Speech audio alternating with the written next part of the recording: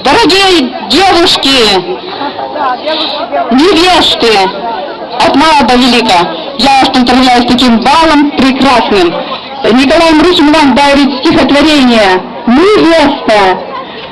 У нас в Ижевске появился лимузин. Я вот ему сказала, что такая невеста вот осенью, красивая у лимузина.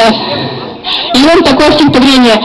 Это стихотворение посвящается всем девушкам. Девушкам вам, конечно, не все девушки определенного возраста девушки. Невеста.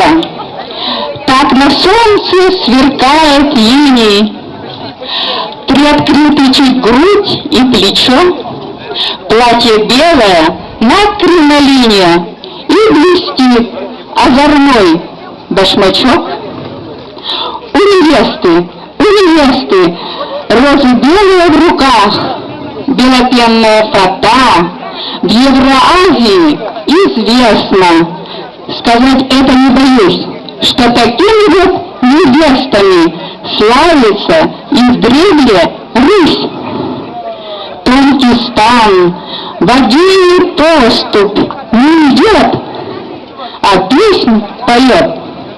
Дед, которому лет под 100, засмотрелся на нее.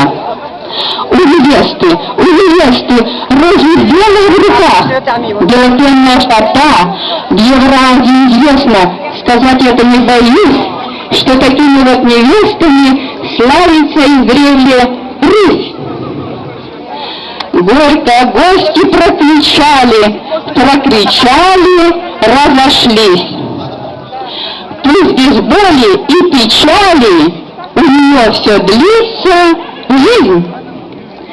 У невесты розы белые в руках, белопенная фата, в Евроазии известно, сказать это не боюсь, что такими вот невестами славится издревле Русь.